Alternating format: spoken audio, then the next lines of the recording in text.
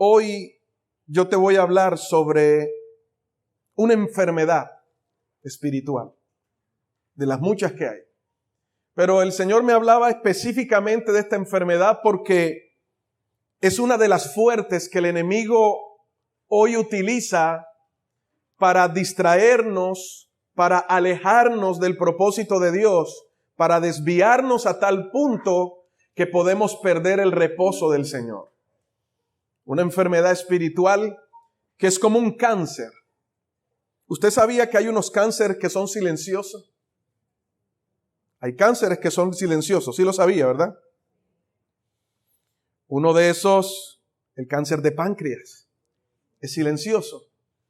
Y por lo general no se descubre hasta que ha hecho metástasis en otros órganos del cuerpo. ¿Y por qué es silencioso? Porque se esconde.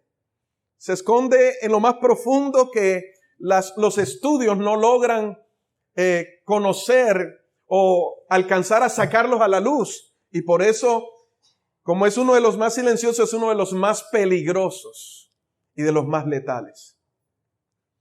A veces una persona con cáncer, con este tipo de cáncer, solamente un milagro de Dios puede sanar a estas personas. De esta misma manera el Señor me decía, hay cáncer espiritual. Y como no se detecta, como se mimetiza en la persona y la persona misma no se da cuenta de que lo tiene, termina en un declinar de su vida espiritual, hasta el punto en que termina rechazando el amor de Dios, termina rechazando la obra de Dios, hasta el punto que termina rechazando la salvación. Algunos dicen que la salvación no se pierde, pero el apóstol Pablo expresa que tenemos que cuidarla con temor y con temblor. Eso significa que tenemos que tener cuidado. Ahora, cuando vivimos una vida libre en Cristo, nunca se va a perder esa salvación. Amén. De esa manera nunca se va a perder. Pero si yo comienzo a dejar que puertas se abran en mi vida y ese cáncer comience a echar raíces y a hacer metástasis en toda mi vida espiritual, lo más probable es que tenga que preguntarme, ¿realmente voy a ser salvo? Tenemos hoy en día muchos templos llenos de personas, pero personas enfermas que se han acostumbrado a vivir con esa enfermedad porque el mundo lo considera como algo normal. Pero en Dios las cosas son diferentes. Por eso Jesús nos vino a hablar de que hay un reino al cual nosotros pertenecemos y que para entrar en ese reino y para ver en el reino de Dios, yo necesito nacer de nuevo.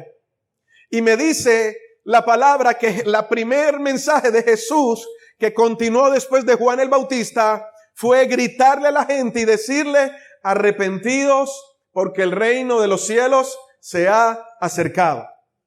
Hablamos, en la prédica anterior, hablamos acerca de el arrepentimiento y de la ¿qué? De la conversión. Y que es necesario una transformación en nuestra vida para que venga un verdadero arrepentimiento, un cambio en el modo de pensar y de esa manera, con esa transformación nuestra naturaleza, todo nuestro vivir va a ser diferente. Romanos 12:2 dice, no se acomoden a este mundo, sino transformaos, renovaos en el espíritu de nuestra mente para que podáis entender cuál es la voluntad de Dios, la cual es buena, agradable y perfecta. Dice en Efesios capítulo 4 el apóstol Pablo que debemos despojarnos de nuestra antigua manera de vivir. Que nuestra mente queda viciada conforme a los deseos engañosos de esta carne. Pero al someterlas al Espíritu, con el Espíritu y con el fruto del Espíritu, hacemos morir las obras de la carne. Entonces, bajo esta secuencia, podemos darnos cuenta que siempre la Biblia nos está llevando a que hay algo en nosotros que tiene que ser sometidos a Dios, que tiene que ser sometido al Espíritu Santo, para que Él saque a la luz lo que no está bien y eso sea contrarrestado y podamos vivir en una verdadera libertad. Por eso Jesús, cuando expresó el vivir en libertad, Él dijo, conoceréis la verdad y la verdad os hará libres. Si el Hijo os libertare, seréis ¿qué? Libres. Amén. Pues ese le faltó algo. Si el Hijo os libertare, seréis verdaderamente libres. O sea que uno puede ser libre creyendo que es libre, pero no es libre. Pero si Jesús nos liberta, hay una verdadera libertad. La pregunta es, si la mayoría de los cristianos hoy en día están viviendo esa verdadera libertad, o están viviendo en una cárcel presos de los propios deseos y de esta grave enfermedad que se llama resentimiento. Le coloqué como título, resentimiento, el cáncer del alma. Resentimiento, el cáncer del alma. Y acompáñenme ahí en Lucas capítulo 9, verso 25. Quiero comenzar con esto. Y aprovechar el tiempo, porque cada vez que predico se me va el tiempo rápido. Por favor, le agradezco que coloque su celular en silencio.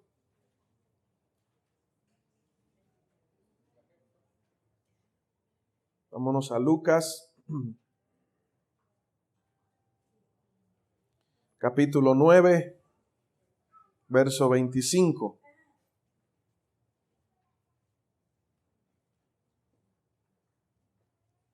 Y si usted trajo para anotar, apunte allí, para que luego lo siga masticando en casa. Y ponga en práctica esta palabra. Si usted recibe esta instrucción, porque cada palabra que sale de la boca de Dios es vida. Amén. Dios es vida. Y cuando nos habla de tener vida y vida en abundancia, es cuando este alimento viene a ser lo primero en nuestra vida. Entonces la vida de Jesús comienza a florecer y esa abundancia comenzamos a verla en todo lo que hacemos. Vivimos en abundancia. Por eso la instrucción de Dios es importante. Así que preste atención y abra sus oídos y su entendimiento a esta palabra. Recíbala y aplícala, porque la Biblia dice que no debemos ser oidores ¿qué? Sino que hacedores de la palabra. ¿Cuántos hacedores hay aquí? Entonces dice Lucas 9, verso 25. Pues, ¿qué aprovecha el hombre si gana todo el mundo y se destruye o se pierde a sí mismo? ¿Qué aprovecha al hombre? Está diciendo Jesús. Si gana a todo el mundo, pero se destruye a sí mismo. Cuando leí esta palabra, que la he leído muchas veces, el Señor me hizo detenerme allí. En ese momento en que Jesús está hablando acerca de la vida. Y que el que ama su propia vida la perderá, pero el que no la ama, sino por causa de Cristo la aborrece, la va a ganar. La verdadera vida. Y Jesús termina diciendo, ¿de qué le sirve al hombre ganar a todo el mundo si perdiere su alma? Entonces me detenía allí y comenzaba a pensar, ¿cuántos en la iglesia estamos viviendo, entre comillas, algo bueno? Pero al final no sabemos si realmente vamos a ser salvos. Porque estamos llenos de buenas intenciones que no nos dejan hacer las cosas correctamente, sino bajo una motivación de acuerdo a lo que sabemos hacer y no lo que realmente Dios quiere que hagamos. Le predicamos a todo el mundo acerca de Cristo y del amor de Dios. Pero al momento de experimentarlo en nuestra vida, allí es donde están los problemas. Servimos de puente para que todos se salven, pero la pregunta del millón es, ¿yo me voy a salvar? Entonces, ¿de qué me sirvió ganarme a todo Barranquilla si perdí mi alma? Pablo decía, ¿de qué me sirve ser heraldo de todo el mundo cuando yo termine perdiéndome? Entonces, el Señor me comenzaba a inquietar con esto y comenzaba Dios a hablarme, a decirme, hay una enfermedad que está acabando con la vida de la iglesia.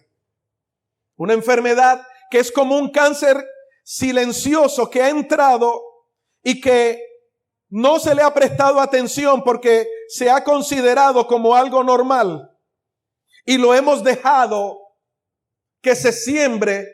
Y esta enfermedad, cuando se siembra, es como una semilla. Cuando se siembra, lo único que va a hacer es crecer, crecer y crecer.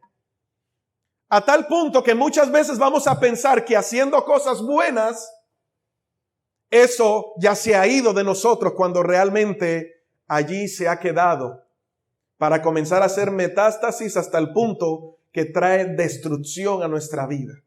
Si Dios te trajo hoy a este lugar, fue para hablarte en esta mañana y para decirte, hay una enfermedad que tienes que renunciar a ella y que solamente Cristo puede hacerte libre. Efesios capítulo 4, acompáñeme allí. Efesios capítulo 4, el verso 28.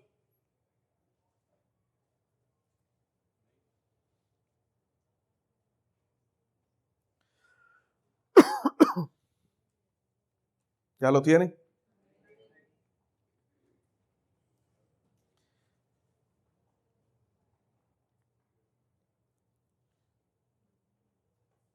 Dice la palabra del Señor: el que hurtaba no hurte más, sino trabaje haciendo con sus manos lo que es bueno, para que tenga que compartir con el que padece necesidad. Verso 29. Ninguna palabra corrompida salga de ¿qué? Sino la que sea de buena para la necesaria edificación. ¿Qué dice el verso 30? Y no contristéis al Espíritu Santo de Dios, con el cual fuisteis sellados para el día de la redención. Verso 31. Quítense de vosotros toda ¿qué? Amargura, enojo, ira, gritería y maledicencia y toda malicia.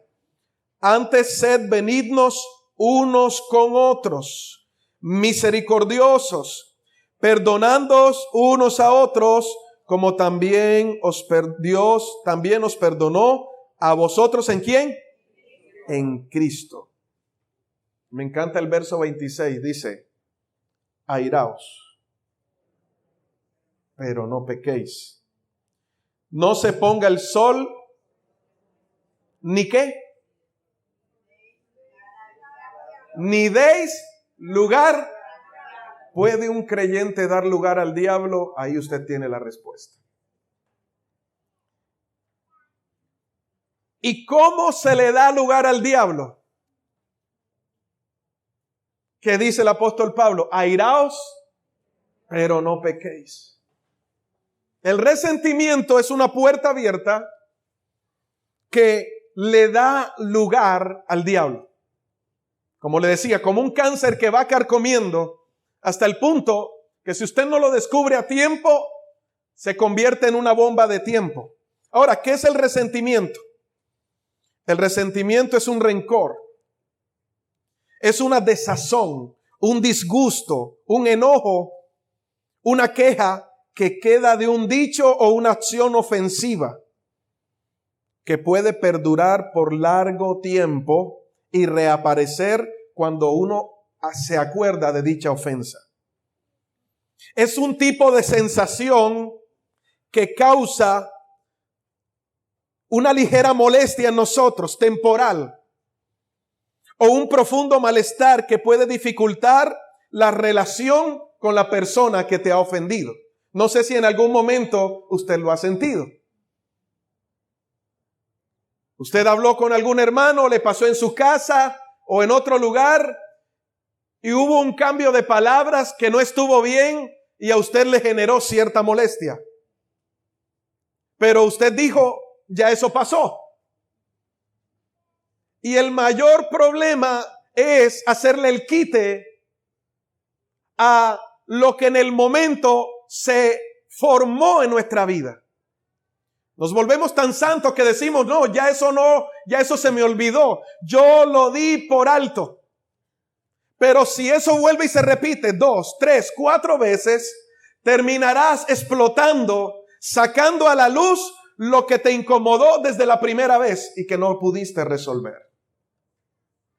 Entonces se sembró una semilla que te incomodó. Hay gente que me dice, pastor, eso es algo pequeño, yo no le presto atención. La pregunta es, ¿lo pequeño te incomodó? Si lo pequeño te incomodó, más adelante se va a convertir en un gigante que no vas a poder derrumbar. Nuestro mayor problema es que dejamos pasar las cosas y permitimos que la semilla se siembre en nosotros. Ahora, ¿cuál es el problema de que la cizaña se siembre con el trigo? Que los dos van a crecer al mismo tiempo. Y como los dos se parecen, cuando te das cuenta que creció, muchas veces al tratar de arrancarlo, estás arrancando el trigo y no estás arrancando la cizaña. Por eso el Señor dice, dejen que crezcan juntos. Y al momento de la siega, entonces el segador comenzará a separar la cizaña del trigo. Pero ¿para qué esperar hasta allá? Si la Biblia dice que nosotros somos atalayas y tenemos que estar con nuestros sentidos bien ejercitados para poder entender que tenemos una lucha espiritual que no es contra sangre ni carne, sino contra principados y potestades de las tinieblas. Y si es una lucha espiritual, tenemos que tener nuestros sentidos espirituales bien abiertos para entender que Satanás anda como león rugiente, no solo buscando a quien devorar, sino buscando dónde sembrar la semilla del resentimiento para acabar una vida. El apóstol Pablo dice que el Señor nos mandó y nos delegó el ministerio de la reconciliación. Jesús vino a reconciliarnos con el Padre. El propósito de Dios de mandar a Jesús fue de reconciliarnos con Él. Algo que por causa del pecado habíamos sido destituidos, habíamos sido distanciados. Dios nunca ha querido la perdición de aquel que muere. Por eso dice la palabra en Juan capítulo 3, verso 17, que el mundo mismo se condenó porque se apartó de Dios, pues sus obras eran malas. Dios no vino a condenar al mundo, sino para que el mundo sea salvo por él. Pero el hombre, como ha visto que sus obras son malas, entonces ama más las tinieblas que la luz. Y con referencia a esto, Jesús, predicando una vez, le decía a los que estaban escuchando, el que tenga oídos para oír, que oiga. Tengan cuidado, no vaya a ser que lo que ustedes llaman luz sea realmente tinieblas.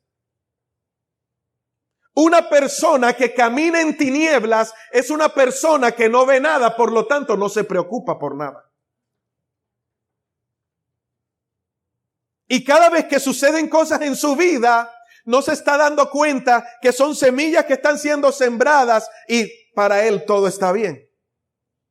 Por eso cuando Dios viene, lo primero es que trae la luz. Luz significa revelación. Dios comienza a confrontarnos y a mostrarnos. El Espíritu Santo comienza a mostrarnos cuáles son estas raíces que tenemos que tienen que ser cortadas para poder vivir en libertad. Hay cristianos que tienen 1, 2, 3, 5 años, 10 años que todavía usted les ve en el rostro arrugado. La Biblia dice el corazón alegre hermosea el rostro, pero no hay un corazón alegre cuando hay una raíz de amargura, y la raíz de amargura comienza con una pequeña molestia, con un pequeño resentimiento o rencor.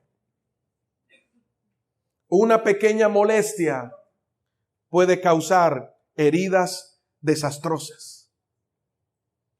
Por eso, el resentimiento siempre va a ser la antesala a la amargura, la cual nos hace perder el reposo de Dios. Eso está en Hebreos. En el capítulo 12, verso 15, mirad bien de que nadie deje de alcanzar la gracia de Dios. Mira, esto es tan tremendo que una raíz de amargura que fue brotada por causa de una pequeña molestia, de una pequeña palabra que me dijeron, una pequeña torcida de ojos, algo que me incomodó, que no resolví, sino que dejé allí, se convirtió en algo que se sembró tan dentro de nuestro corazón que comenzó a crecer como una raíz llamada raíz de amargura. Y la Biblia dice, el mismo Señor dice, mirad bien que nadie deje de alcanzar la gracia de Dios. Lo que sigue después es lo que te va a mostrar qué es lo que va a hacer que tú no alcances la gracia de Dios. Y si no alcanzo la gracia de Dios, no alcanzo el perdón de Dios. Si no alcanzo el perdón de Dios, ¿será que alcanzaré la salvación? Mire esto tan profundo.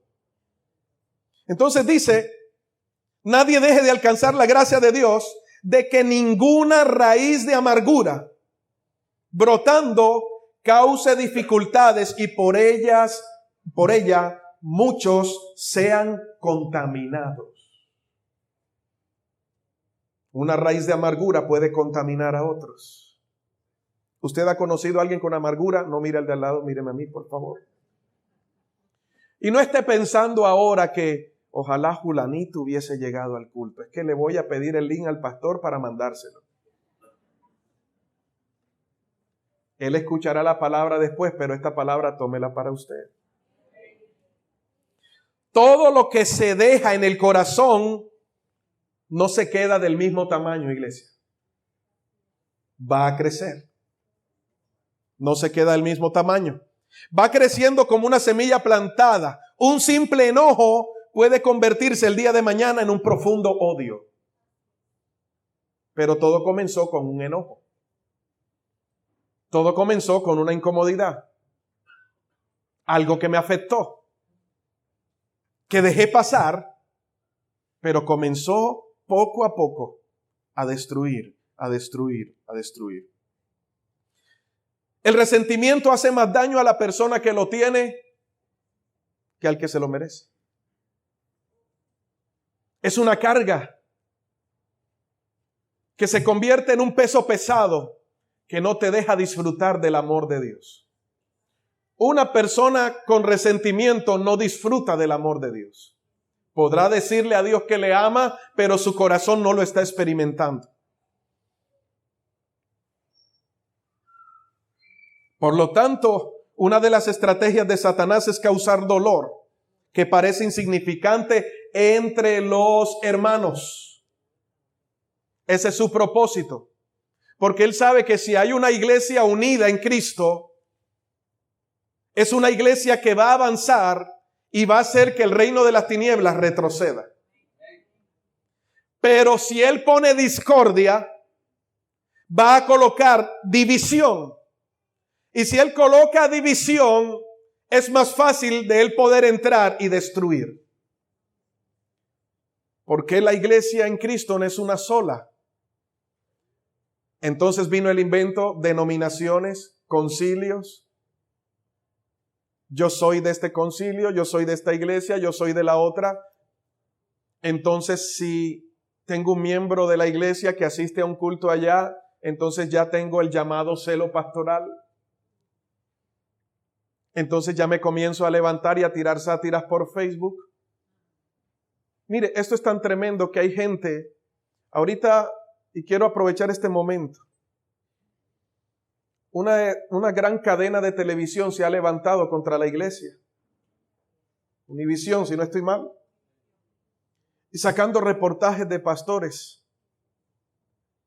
El primero que cayó fue Caslura.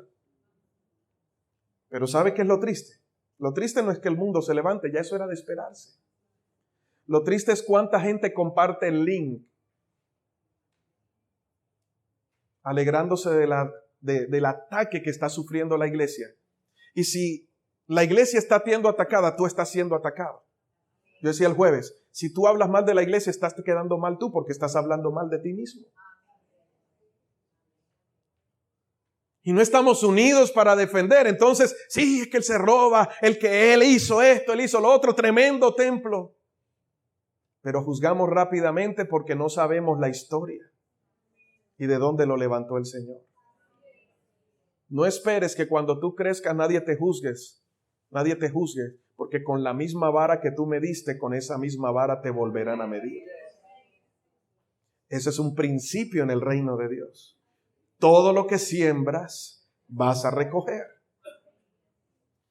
Entonces, en vez de cuidarnos e ir por la reconciliación, pensamos en nuestro propio reino cuando hay un solo reino, el reino de Jesús. Y cuando entramos al reino de Dios, comenzamos a entender que nuestra vida en el reino de Dios no debe ser la misma vida que llevamos antes de conocer a Jesús.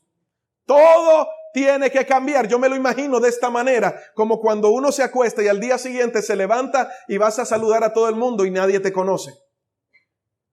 Y tú vas a saludar a tu papá y tu papá dice, tú no eres hijo mío. Vas a saludar a tu esposa y tu esposa te dice, tú no eres mi esposo. ¿Ustedes se vieron la película Identidad Desconocida? De esa misma manera, cuando tú naces en Cristo, lo viejo tiene que pasar en ti para que las cosas nuevas comiencen a suceder en tu vida. Y por lo tanto, como tienes a Jesús, el mundo te va a rechazar. No te va a reconocer. Cuando el mundo no me reconoce, yo brinco de alegría porque quiere decir que el reino de los cielos sí me hace reconocible. Cuando el mundo no me acepta, es porque ya he sido aceptado por Cristo. Es porque hay algo que está en mí, que es el Espíritu de Dios, que está incomodando al Espíritu que está en el mundo. Amén. Entonces, en el reino de Dios, la vida es diferente. La cultura es diferente. La manera de vivir es diferente. Y todo se basa en una sola palabra sobre la cual gira el reino de Dios. Y esa palabra es el amor. Primera de Corintios 13:13 dice, y permanecen la fe, la esperanza y el amor, pero el mayor de ellos es ¿qué? El amor. Entonces, nos vamos a Mateo capítulo 5, verso 23. Pastor, ¿qué es el reino? ¿Y cómo lo puedo conocer? Lea Mateo capítulo 5, 6 y 7 acerca del Sermón del Monte, donde Jesús explica lo que es el reino y esa nueva vida que obtenemos en él. Ahora, en ese reino me llama la atención algo que Jesús toca en estos versículos puntuales. Mateo 5, verso 23, ¿ya lo tienen? Por tanto, si traes tu ofrenda, ¿a dónde? Al altar. Yo sé que algunos se van al dinero, pero ahorita les voy a predicar o les voy a mostrar la profundidad de este texto que no habla solo de dinero. Si traes tu ofrenda al altar y allí te acuerdas de que tu hermano tiene algo contra ti, mire que no dice Jesús, y allí te acuerdas de que tú ofendiste a alguien. ¿Sí o no? Sino que allí te acuerdas que tú sabes que tu hermano se incomodó por algo que tú hiciste, tiene algo contra ti, que dice, deja allí tu ofrenda delante del altar. No dice en el altar, dice ¿dónde? Delante del altar. ¿Y qué tienes que hacer? Y anda, reconcíliate primero. ¿Con quién? ¿Con quién? ¿Y luego qué? Ven y presenta tu ofrenda. ¿Dónde? En el altar. Ponte de acuerdo con tu adversario. Esto es tremendo. Ponte de acuerdo con tu adversario pronto, entre tanto que estás con él en el camino. ¿Por qué dice con él en el camino? Porque cuando iban al juez, el camino hacia el juez era uno solo. Y como eran citados al mismo tiempo, los dos iban al mismo camino al juez. Entonces, como que dando una oportunidad, una prórroga, para que antes de recibir una condena y de llegar al juez que juzga con justicia, pudieras tener la oportunidad de arreglarte con tu hermano. Entonces dice, no sea que el adversario te entregue ¿a dónde? Al juez. Ese adversario no es la persona que está en discusión contigo. La Biblia dice que hay alguien que todo el tiempo señala a los hermanos. ¿Ese es quién? Satanás. ¿Me va entendiendo? No vaya a ser que el adversario te entregue al juez y el juez al alguacil y se has echado ¿dónde? ¿Se has echado dónde? De cierto te digo que no saldrás de allí hasta que pagues el último cuadrante. Entonces el Señor me decía, hay mucho pueblo que está en la cárcel. Una cosa es estar preso y otra cosa es estar bajo cautividad. Una persona que está bajo cautividad es una persona que no hizo nada malo para que lo tomaran por cautivo. Por ejemplo, cuando alguien es secuestrado, es una persona que está bajo cautividad. ¿Sí entiende, verdad? Espiritualmente eso ocurre también. Hay personas que están bajo cautiverio y no viven libertad. Pero hay otras que están presos. Y una persona que está en la cárcel es una persona que ha cometido una infracción y que el juez lo mandó a la cárcel. Está pagando por un delito. Si yo no opto por el amor de Dios, sabiendo que Jesús tomó mi posición y pagó el precio por mí para redimirme de la cárcel, entonces yo voy a tomar ese lugar. ¿Y por qué muchas veces estoy en la cárcel? Estoy dentro de una prisión cuando Isaías 61 dice que Jesús vino para anunciar apertura de la cárcel. ¿Puede un cristiano estar en una cárcel espiritual? Claro que sí. ¿Por qué estoy en una cárcel espiritual? Porque he permitido que una semilla se sembrara en mi vida y no la erradiqué a tiempo. Y esto se convirtió en algo por el que voy a pagar por muchos largos años, a no ser que permita que Cristo me traiga una verdadera libertad. Entonces, partiendo de un principio, yo decía, ¿qué tiene que ver la ofrenda? ¿Qué tiene que ver la ofrenda con el resentimiento? ¿Para qué era la ofrenda en el Antiguo Testamento? Ayúdenme. ¿Para qué?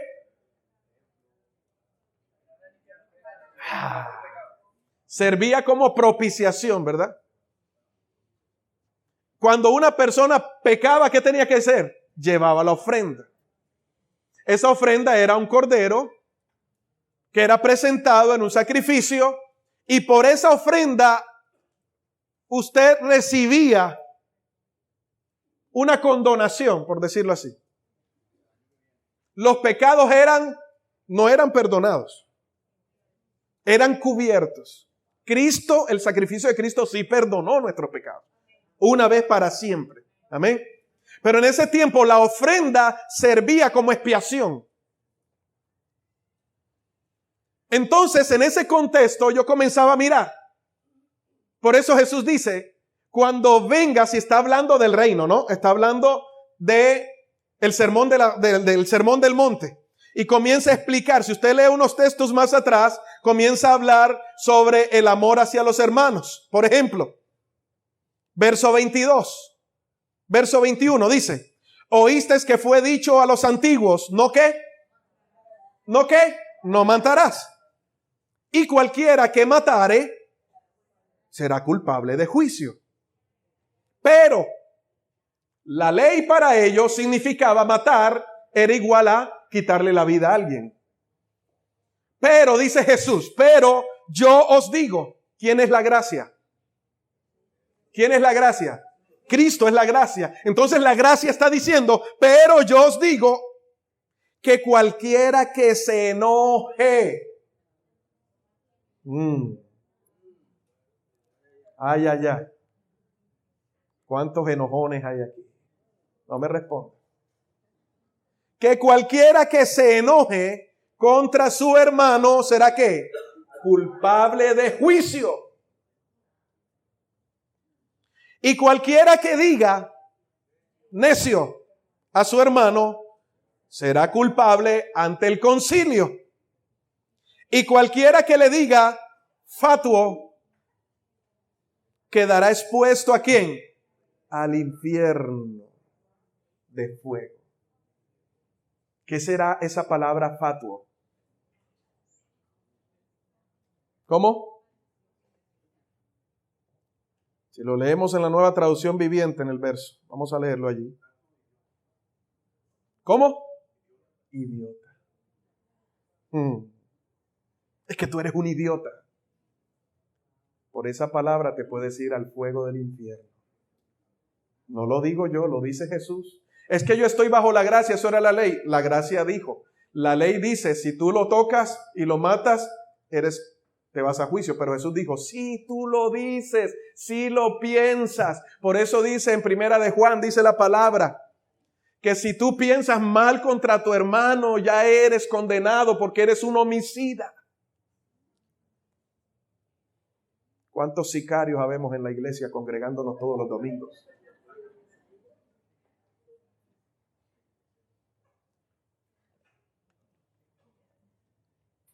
¿Siguen aquí, iglesia? Esta palabra iba para el jueves y el Señor me dijo, déjala para el domingo. Porque muchos no vinieron el jueves. Y lo peor es que decimos, no, eso no es conmigo porque yo no tengo problemas con nadie. Pero nos enojamos. Y todo comienza con una incomodidad, un enojo. Desencadena un cáncer espiritual. Entonces, ¿qué tiene que ver la ofrenda con el enojo? Entonces yo comenzaba, entonces como la ofrenda es símbolo de expiación, que es una acción agradable a Dios, con la que pedimos misericordia a Dios, para que no tenga en cuenta mi pecado, sino que mi ofrenda doy por el pecado que cometí, por el perdón. Entonces, al entregar la ofrenda significa que tenemos una cuenta que está saldada. ¿Me está entendiendo? La pregunta es, si tú tienes una puerta abierta y traes tu ofrenda, tú no estás saldando una cuenta. Y en lo espiritual estás dejando una puerta abierta que es un saldo pendiente que aquel que acusa está utilizando en tu contra para no dejar que muchas bendiciones de parte de Dios vengan sobre tu vida. ¿Estás entendiendo? Dar una ofrenda estando bajo una ofensa es dejar una puerta abierta, un saldo pendiente que puede ser utilizado como acusación del enemigo para afectar tu vida. Será una ofrenda que no traerá retribución alguna, no añadirá bendición. Y el propósito que tiene siempre Dios para contigo es de llevarte de victoria en victoria. La vida del justo tiene que ser como la luz de la aurora, que va ¿de qué? De en aumento en aumento. Pero si tú traes tu ofrenda al altar, pero tienes un caso abierto allí, tú no vas a ir de en aumento, tú te quedaste en el mismo lugar. Y lo que tú estás llamando como luz es realmente una ausencia de luz porque estás viviendo en tinieblas. Ahora, cuando Jesús habla de altar, no sé, yo creo que algunos pensaron, bueno, el alfolí allí, el altar aquí, y la persona va pasando y dice, antes de dar la ofrenda, la deja allí, se pide perdón y luego la echa. Pero el Señor me decía, no estoy hablando solamente de ese tipo de ofrenda. Estoy hablando de adoración. Altar es nuestro lugar de adoración. Mire, esto está tremendo. Y como es nuestro lugar de adoración, es donde todos los días vamos a la presencia de Dios. Y como todos los días vamos a ese altar, con un saldo pendiente, nuestras oraciones están siendo estorbadas delante de Dios. Por eso Jesús decía. Jesús no le dijo, si tú hiciste algo malo. No, es obvio que si tú haces algo malo, tienes que ir a pedir perdón. Pero Jesús decía, en el reino, a ver, tóquele el hombro al que está al lado porque veo a algunos así.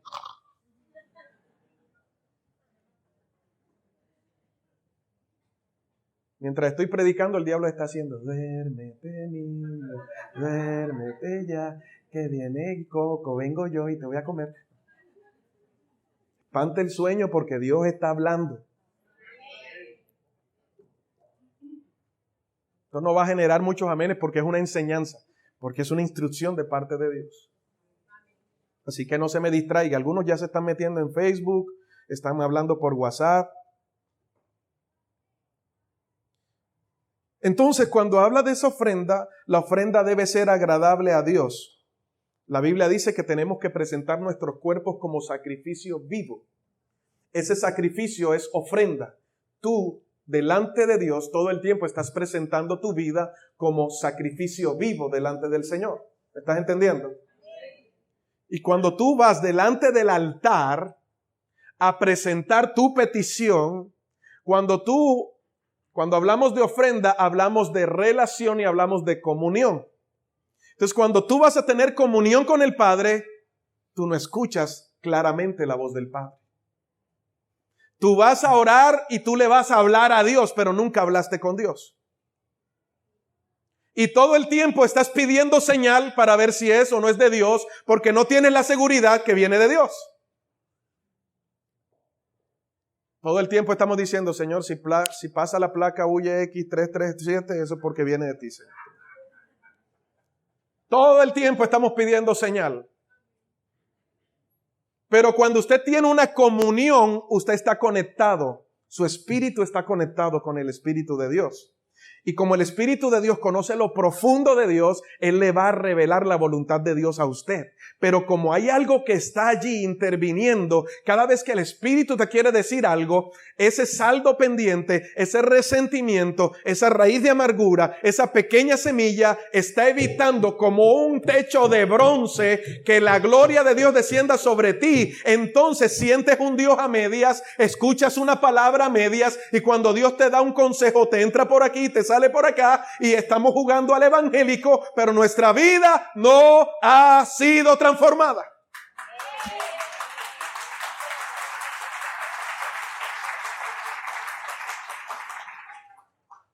Y esa ofrenda se caracteriza por el amor. Y lo contrario al amor es el resentimiento, el rencor. Yo le animo a que usted busque los sinónimos de resentimiento: rencor, odio, ira, contienda, incomodidad, dolor. Todo eso son sinónimos del resentimiento. Porque algunos estarán pensando, yo no odio a nadie. Pero no es solamente odio. Génesis capítulo 4, del 1 al 7, me habla de la historia de dos hermanos. ¿Saben cuáles son esos dos hermanos, verdad? Entonces ya usted entendió lo que tiene que ver la ofrenda, el altar y el ir a hacer las cosas de la manera correcta. Ya se ubicó, ¿verdad? Ahora, pastor, como no tiene que... Lo mismo cuando usted va a dar una ofrenda, un diezmo, ¿para qué lo da si hay resentimiento en su corazón? Alguien me dijo, pastor, es que mi diezmo es de 1,000,000 y pico, pero yo le dije, no traigas tu dinero acá. Fue un joven que se me acercó una vez, ganaba muy bien. Yo le dije, hasta que tú no... Ahora, si tú me lo quieres dar, yo recibo ese regalo. Yo, a la iglesia, yo lo uso. Pero eso no va a traer bendición para tu vida. Estás echando en un saco roto. Porque hasta que no pidas perdón, hasta que no resuelvas ese asunto, eso no va a tener ningún efecto sobre tu vida. Al contrario, estás acarreando maldición. Porque estás trayendo una ofrenda. Mire esto tan tremendo. Estás trayendo una ofrenda que tiene sangre inocente. Y así como la sangre de Abel clamó desde la tierra clamó con la sangre de Abel. Cuando Dios se acercó a Caín, Dios me decía, la tierra está clamando por la sangre de mis hijos. Y lo más tremendo es que está clamando por justicia por su mismo hermano. La historia de Caín y Abel se está repitiendo una y otra vez en la iglesia del Señor. Alguno dirá, pero es que yo no he matado a mi hermano. Bueno, vámonos a Génesis. Entonces se pone bueno. Están aquí todavía, ¿verdad? Se lo voy a leer en la Nueva Traducción Viviente.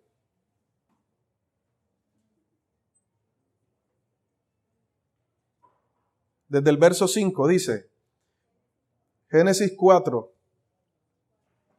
Está después de Génesis 3. Dice, que se ríe un momento. Verso 5. Pero no aceptó a Caín, está hablando de Dios, ni a su ofrenda.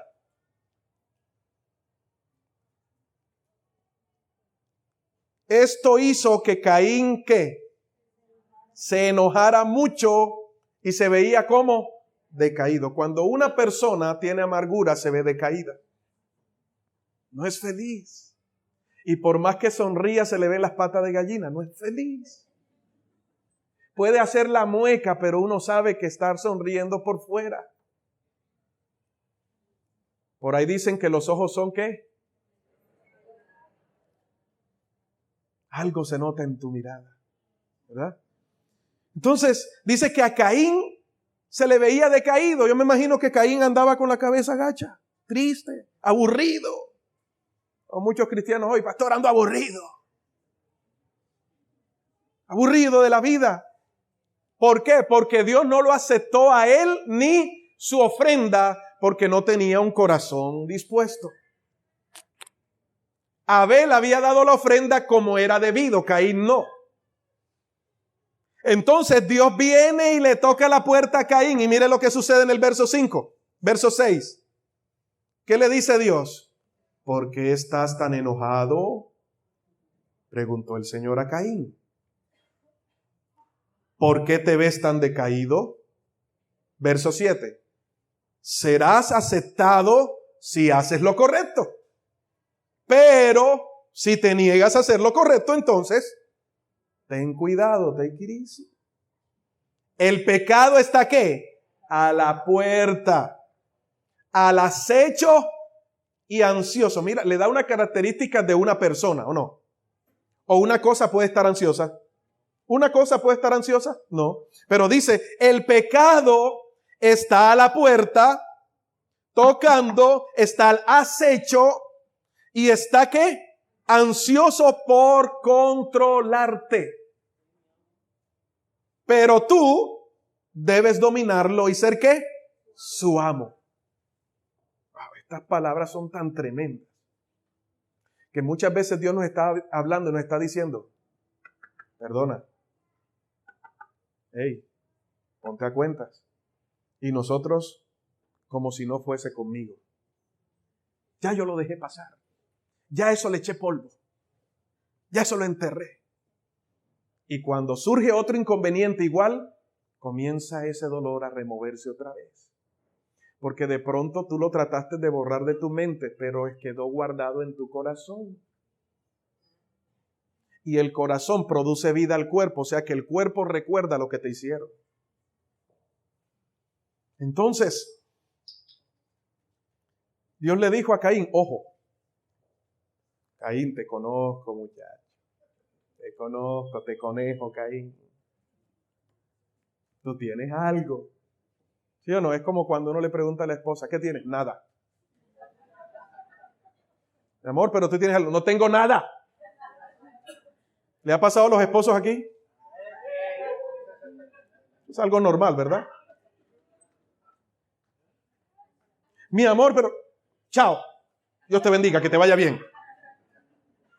Uno dice, caramba, bueno. Entonces, Dios le preguntó a Caín, ¿qué tienes? Nada. No tengo nada. Y Dios le dijo, ojo que el pecado está a la puerta. Te he dado autoridad para que tú lo domines. Pero si tú le abres la puerta, como está al acecho, te va a comer, Caín. Ten cuidado. Guerra avisada no mata soldado. Por eso la Biblia enseña que la maldición no viene sin ¿qué? Sin causa. ¿Y qué hizo Caín? Le entró por un oído, le salió por el otro. ¿Qué hizo al día siguiente? Abel, ven acá, mijo. Yo quiero compartir contigo. Se lo llevó. Cuando dio la vuelta, tomó una quijada, lo mató. Vino el juicio de parte de Dios. Bien. Así como esos dos hermanos, la Biblia habla de muchos ejemplos. Otro ejemplo fue José con sus hermanos. ¿Se acuerdan, verdad? Una leve molestia de los hermanos porque Era el hijo preferido, ¿sí o no? Entonces, como el papá le hizo túnica, él le hace túnicas y a mí no. El pastor lo pone a predicar y a mí no. El pastor se lo invita a comer y a mí no. Mira, salieron en las fotos tomándose fotos y yo no. Deja, está bien.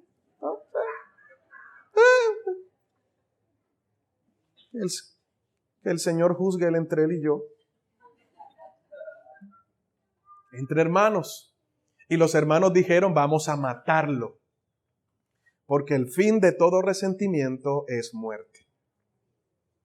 El buscar la venganza. Hay algunos que dicen, no, yo no busco la venganza porque la Biblia dice, mía es la venganza, dice Jehová, y su oración es, Señor, véngate, véngate, véngate, véngate.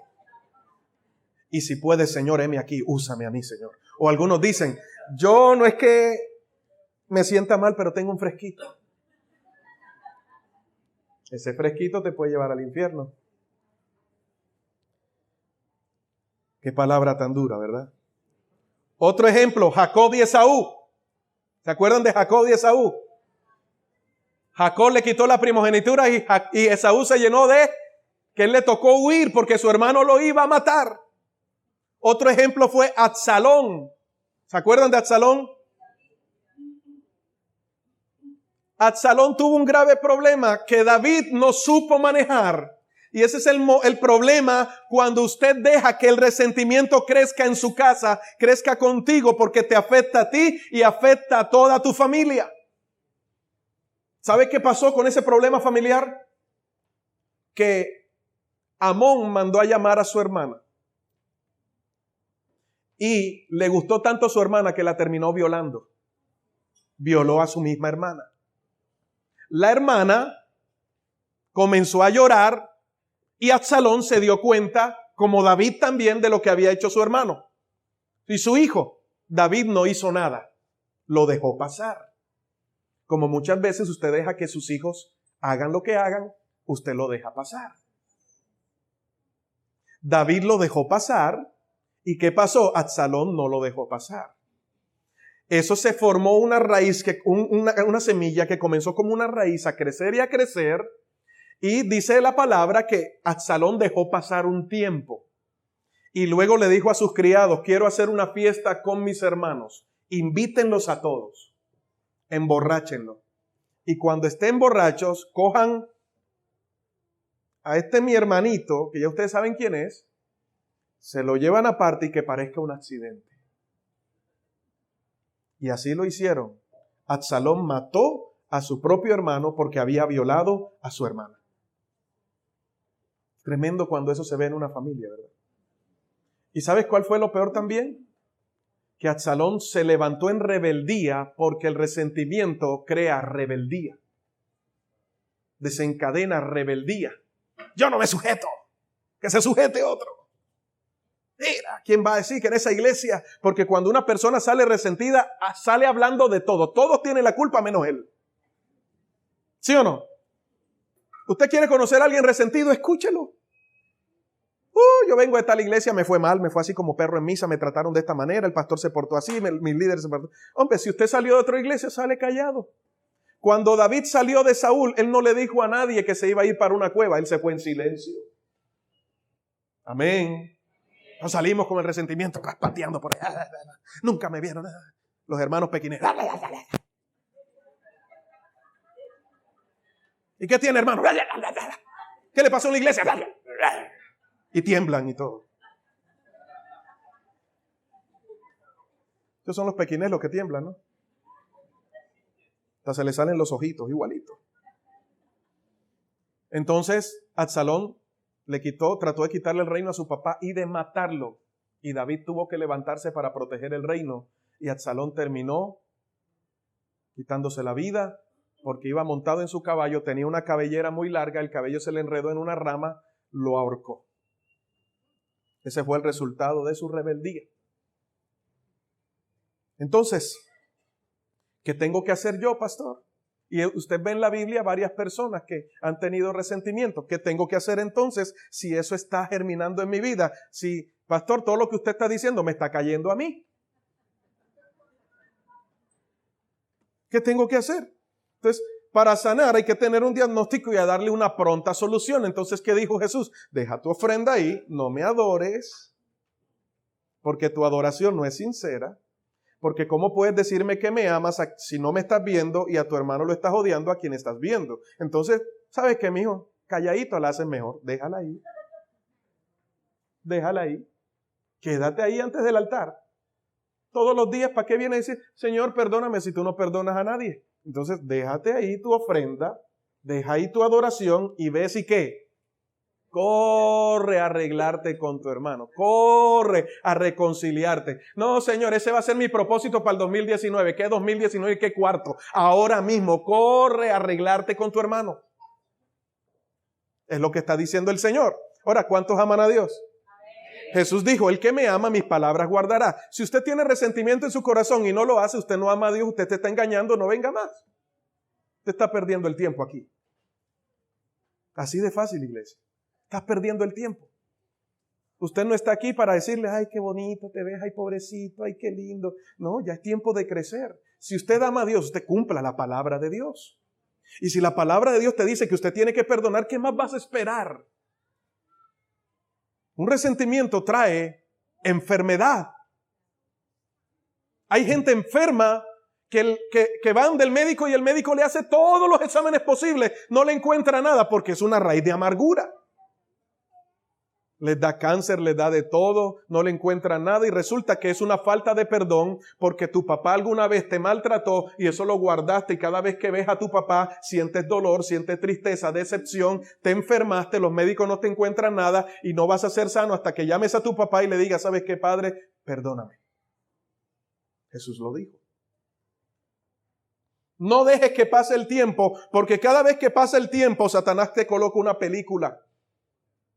Entonces comenzamos, yo pensé, es que yo percibí, porque ese es el de los cristianos, ¿no?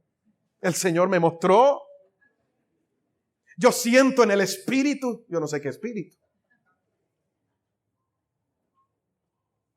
Jesús dijo, no se ponga el sol sobre vuestros enojos. En otras palabras, no dejes que pase el tiempo, no esperes a que se acerquen a ti, corre y hazlo tú. Entre que van en camino hacia el juez, porque cada vez que pasa el tiempo, tienes un acusador, tienes esa persona que en el juicio acusa, ¿cómo se llama? El fiscal te está diciendo, él fue y tengo pruebas, te pasó este día, pasó este otro día, lo hizo de esta manera, no, pero él no hizo nada, sí, pero le volteó los ojos y yo sé lo que estaba pensando. Entonces dice el Señor, mientras que vas a juicio, hombre, habla con la persona. ¿Sabes qué, mi hermano?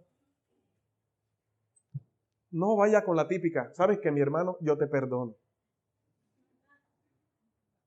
Porque el hermano te va a decir, ¿acaso te he hecho algo? Usted vaya y dígale, ni tampoco, hermano, si yo te ofendí.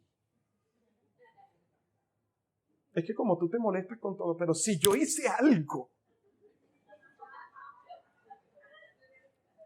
Una falsa humildad. ¿Sí? Y me da cola, rabia. Hombre, cuando yo hablo con alguien y le digo, hermano, usted hizo, sí, pero es que él primero hizo esto, él primero hizo lo otro, pero es que yo traté, pero es que él, hombre, reconózcalo y ya, punto, pida perdón, se acabó. Pero es que esto, pero es que pastor, pero es que... Vaya hermano, ¿sabe qué? Perdóneme porque yo sé que te ofendí. Como el que le dice, Señor, si algún pecado he cometido, perdóname. Pida perdón. Pero nos cuesta. El que tiene el amor de Dios no le cuesta. Eso fluye en su vida. Ahora, lo peor que usted puede hacer es dejarlo pasar. Déjelo pasar, es alimentar más el dolor y darle más tiempo al dolor. Con el tiempo se curan las heridas. Eso es mentira. El tiempo no cura heridas. El tiempo abre más la herida. Lo que cura la herida, ¿sabe qué es? La confrontación. Hay que confrontar. Jesús dijo, ve y habla con tu hermano. Ahora, ¿cuál fue el orden de Jesús? Si tu hermano está mal contigo, ¿qué tienes que hacer? Llámalo aparte. Ese es el orden bíblico, ¿no? Hermano, ¿sabes qué? Esto, lo otro, no lo deje pasar, resuélvalo. Si el hermano no lo escuchó, llame a un testigo. Y si con el testigo no lo escuchó, dice la palabra, dígalo donde están muchos testigos o con la iglesia. Con el fin de que usted, durante esas 3 etapas, usted haga volver el corazón de ese hermano para que no se condene. Porque no solamente usted está evitando su condena, sino que está evitando también que al hermano se condene. Ahora, ¿cuáles son las consecuencias del resentimiento? Las consecuencias del resentimiento es que todo lo relacionado con el altar de Dios se va a ver obstruido. Ahí resumo: oración, ayuno, vigilia, idas al servicio, lectura de la palabra, predicación. Todo se ve obstruido por el resentimiento. También impide crecimiento espiritual y afecta a quienes nos rodean. Y tercero, la persona con resentimiento siempre está buscando en la basura llenar más su resentimiento. En otras palabras, Jesús lo dijo de esta manera. Fue un poco tosco cuando lo dijo, pero creo que lo expresa muy gráficamente. Por favor, cuando se lo diga, usted imagíneselo. La persona con resentimiento es como el perro que vuelve al vómito. Ya se lo imaginó, ¿verdad? Desagradable. Vuelve y lo lame y se lo traga otra vez. Así es la persona. Entonces usted lo ve. Yo te perdoné, pero dime, ¿qué fue lo que pasó? Yo te perdoné, pero ¿y por qué lo hiciste? ¿Qué no viste en mí? Pero, ¿y si es una infidelidad, peor, no? Porque entonces comienza a hurgar y se comienza... Steven Spielberg le queda pequeño en su mente, ¿no? Entonces se imaginan, entonces cada vez que tú me decías que estabas en tal lado, estabas en otro lado. Pero cuéntame, y la fecha tal, en la hora tal, ¿dónde estabas? Oye, si ya lo perdonaste, ¿qué tienes que ir a tragarte el vómito otra vez? Entonces estamos, ay Señor, perdóname, ya yo lo perdoné. Y cuando llegan a la casa, ¿qué fue lo que viste en ella que no viste en mí? Oh, hombre, por Dios.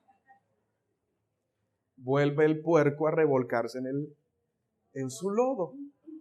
Venimos aquí, nos lavamos y allá afuera otra vez buscamos en la inmundicia de la basura y estamos en un jueguecito que Satanás te ha tenido allí porque le cortaste las ramas al árbol, pero no lo cortaste de raíz. ¿Cómo se corta de raíz? 1, usted le pide perdón a Dios. Y 2, usted va y se arregla con su hermano. Porque el pecado contra Dios, la ofensa es contra el hermano. Usted pide perdón por el pecado y usted va y arregla la ofensa. ¿Está aquí conmigo? Si usted no lo hace rápidamente, ¿cuál va a ser el final de todo? El juez te entregará al alguacil y el alguacil te meterá preso hasta que pagues hasta lo último que debes. Entonces, no solo ese pecado se te contará, sino todos los de tu vida se te serán contados. ¿Y sabes cuándo vas a pagar eso? Tendrás una cadena perpetua. Y la pregunta es, ¿habrá salvación para el que tiene una cadena perpetua?